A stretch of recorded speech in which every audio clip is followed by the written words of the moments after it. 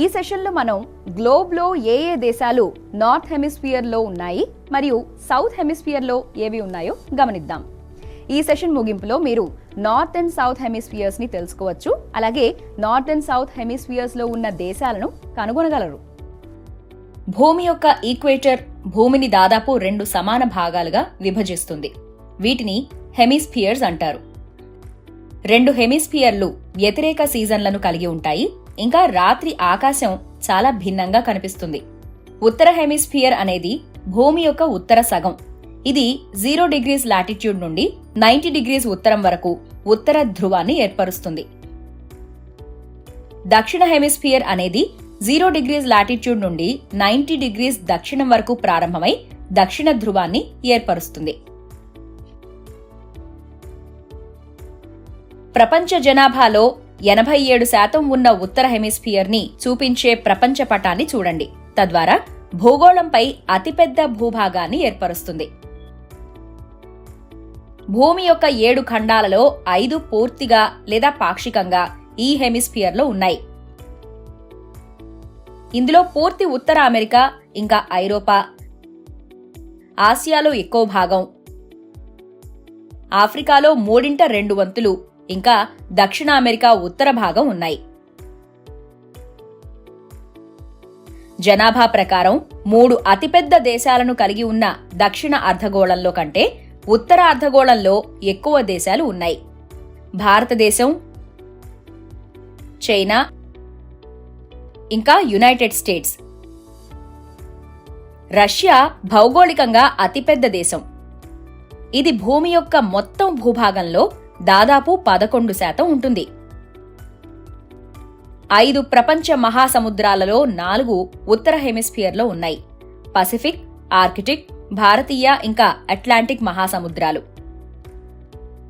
ఇక్కడ మీరు దక్షిణ హెమిస్ఫియర్లో ఉత్తర హెమిస్ఫియర్ కంటే ఎక్కువ సముద్రాన్ని కలిగి ఉన్నారని, ఇంకా ప్రపంచ జనాభాలో కేవలం 13% మాత్రమే ఉన్నారని మీరు చూడవచ్చు.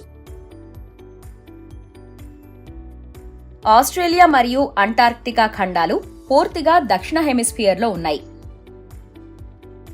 అలాగే దక్షిణ అమెరికాలోని చాలా భాగం, ఆఫ్రికాలో 1/3 వంతు భూగోళం యొక్క దక్షిణ భాగంలో ఉన్నాయి. ఈక్వేటర్ కి దక్షిణాన అత్యధిక జనాభా కలిగిన దేశం ఇండోనేషియా కాగా, భౌగోళికంగా బ్రెజిల్ అతిపెద్ద దేశం. సాంప్రదాయకంగా ఆస్ట్రేలియా ఇంకా న్యూజిలాండ్లు దక్షిణ హెమిస్ఫియర్లో ఎక్కువ పాశ్చాత్య దేశాలుగా పరిగణించబడుతున్నాయి. పూర్తిగా దక్షిణ హెమిస్ఫియర్లో ఉన్న ఏకైక మహాసముద్రం దక్షిణ మహాసముద్రం.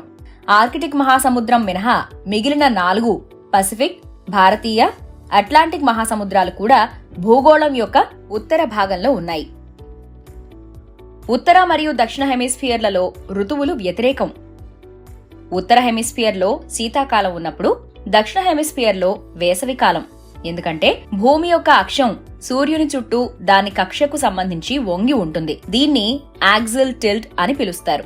ప్రతి హెమిస్ఫియర్ సంవత్సరంలో వ్యతిరేక సమయాల్లో సూర్యుని వైపుకు దూరంగా వంగి ఉంటుంది.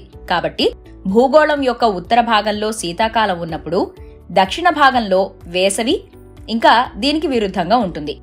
ఉత్తర హెమిస్ఫియర్లో ఖగోళ వసంతం మార్చి విషువత్తుతో, వేసవికాలం జూన్ అయినాంతంతో, శరదృతువు సెప్టెంబర్ విషువత్తుతో, ఇంకా శీతాకాలం డిసెంబర్ అయినాంతంతో మొదలవుతుంది. ఉత్తర హెమిస్ఫియర్లో మార్చి సెప్టెంబర్ మధ్య ఎక్కువ సూర్యకాంతి, అలాగే దక్షిణ హెమిస్ఫియర్లో సెప్టెంబర్ మార్చి మధ్య ఎక్కువ సూర్యరశ్మి లభిస్తుంది. ఉత్తర మరియు దక్షిణ హెమిస్ఫియర్లో ఋతువులు అసమానంగా ఉంటాయి. ఉదాహరణకు ఉత్తర హెమిస్ఫియర్లో వేసవికాలం దక్షిణ హెమిస్ఫియర్లో వేసవికాలం కంటే కొన్ని రోజులు ఎక్కువ. డిసెంబర్లో కంటే జూలైలో భూమి సూర్యుని నుండి కొంచెం దూరంగా ఉంటుంది. సూర్యుని చుట్టూ దాని కక్షలో నెమ్మదిగా కదులుతుంది.